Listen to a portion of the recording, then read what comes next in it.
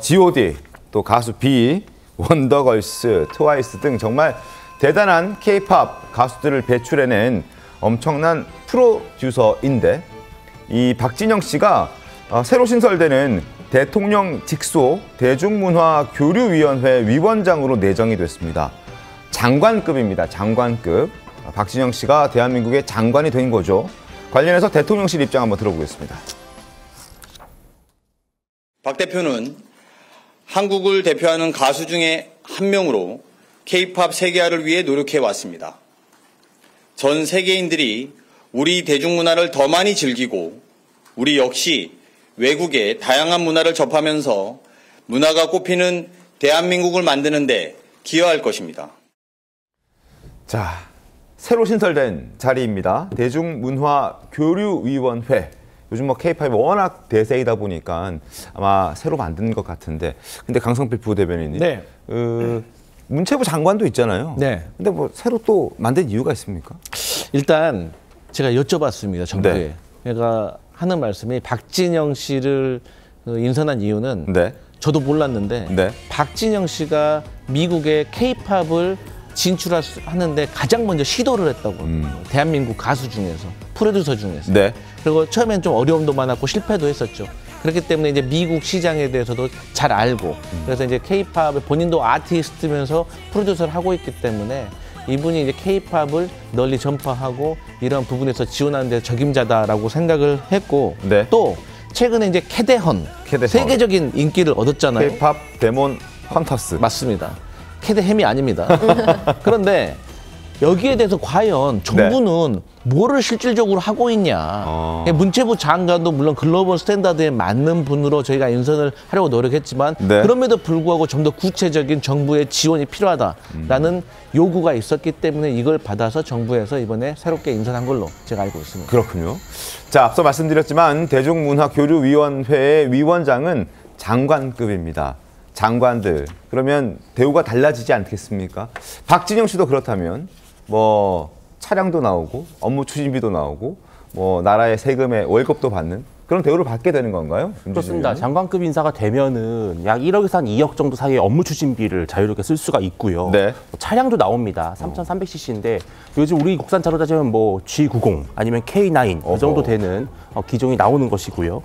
그다음에 뭐 여러 가지 해외 시찰이라든지 또 뭐 제외 공간을 영접할 수 있는 특권이라든지 여러 가지 뭐 외교적인 그런 활동도 할 수 있는 지위가 주어집니다. 네. 다만 박진영 씨에게는 감흥이 없을 것 같아요.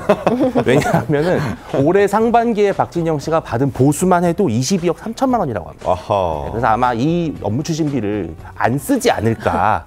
그냥 국민들을 위해 썼으면 좋겠다. 차량도 아마 조금 더 좋은 차를 타고 있지 않을까 생각이 들거든요. 물론 뭐 국가 행사에는 그 관용차를 쓸 수도 있겠지만 박진영 씨에게 이런 장관급 대우보다 더 중요한 것은 박진영 씨의 경험 그리고 노하우 그다음에 시행착오의 어떤 그런 사례들이 정말 큰 도움이 될 것 같습니다. 대단한 분이죠, 박진영 씨. 가수이자 또 프로듀서로 PD로서 대표적인 또 박진영 씨인데 본인도 굉장한 수많은 히트곡이 있습니다. 저희가 메들리로 잠깐 보여드리겠습니다. 엘리베이터 안에서 우리 사랑을 나누지 그 누구도 모르게 비밀스러운 사랑을 어쩌면 좋니 너를 어쩌면 널 어쩌면 날 어쩌면 좋니 네가 왜 이렇게 좋니 머리끝부터 발끝까지 노를 떼질 못하니. 자, 뛰어난 제작 실력 그리고 뭐 본인의 가창력도 대단히 훌륭하고요. 그래서 많은 스타들도 발굴을 해낸 대표적인 제작자인데 정말 히트곡이 너무 많아요. 그죠? 임재 변호사님. 그렇죠. 박진영 씨가 정말 대단한 건요. 1994년도에 나이 떠나지 마라는 초대박 히트곡으로 데뷔를 했습니다. 당시에 제가 초등학교 1학년이었어요. 그런데 제가 초등학교 시절에도 박진영이었고 지금 초중고 대학을 거쳐서 두 아이의 엄마가 됐는데. 그렇죠. 두 아이를 키우고 있는 지금도 박진영 씨는 여전히 감이 살아있는 모습을 보여주는 겁니다. 본인의 히트곡도 어마어마하지만 사실 제작자로서도 이름을 날렸습니다.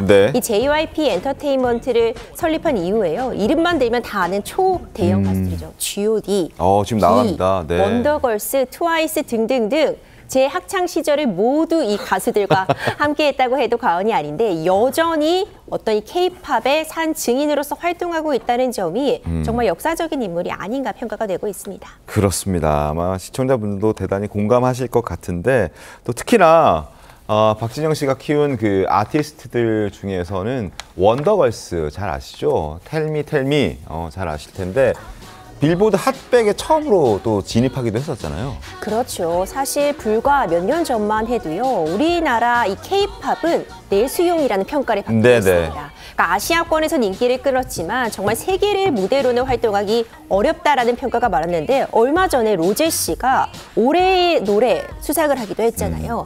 이제는 K-팝이 세계로 뻗어나갈 수 있는데 그 문을 연 당사자가 박진영 씨라는 평가도 나오고 있습니다. 네. 이 원더걸스가 2009년도에 한국 문화의 볼모지라고도 볼 수 있었던 미국에 진출을 해서 빌보드 핫백에 노바디를 진입시킨 것은 당시에는 1위를 한 것도 아니다, 탑 10에 든 것도 아니다라는 비판도 분명히 있었지만 어떤 그 시작을 알렸다는 점에서 정말 의미 있는 시작이 아니었나 생각이 됩니다. 네.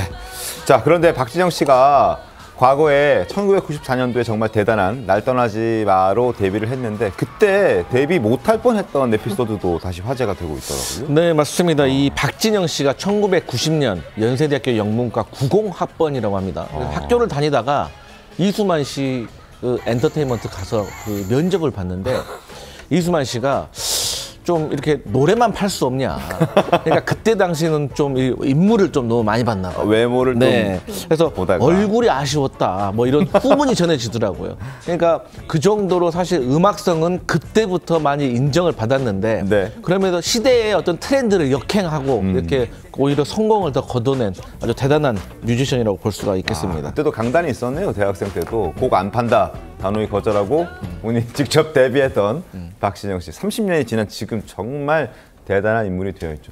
자, 김재원 최고께서는 어떻게 보십니까? 대중문화교류위원회 만드는 건 괜찮다 보십니까? 전 뭐 지금 우리나라에서 그 증권 시장을 보면요. 네, 증권 시장이요. 예, 이런 하이브라든가 이런 예. 분들 이런 엔터테인먼트 회사들의 약진이 두드러지거든요. 맞습니다. 과거에는 과연 저런 주식을 누가 투자할까 싶었는데 지금은 거의 반도체 회사 수준의 그 인기를 얻거든요. 그만큼 이게 대중문화 자체가 이제 산업으로 지금 도둠하고 있기 때문에 저는 정부에서 이런 대중문화 교류위원장 그 자리를 신설하고 네. 또 역할을 주는 거 저는 필요하다고 생각을 합니다. 네. 그리고 인선도 비교적 잘 되었다고 생각합니다. 어허. 저는 최근에 그 이재명 대통령이 뭐 장관급 또는 그 요직 인사를 하면 전부 자신을 변호했던 변호사, 대장동 변호사, 뭐 대북 송금 변호사 이런 사람들을 동원해가지고 요직에 주고 무슨 국정원 자리, 심지어 금융감독기관 그리고 최근에는요 대법관이 그 관행적으로 맡고 있던 중앙선거관리위원장 자리도 그 사법시험 동기를 안 치는 변호사를 안 치는 이런 인사를 마구 했었는데 그나마 박진영 씨는 괜찮다. 아니 대중문화교류위원장 자리에도 또 자기 변호했던 변호사가 올까 생각을 했는데 그나마 좀 다행이라고 생각합니다.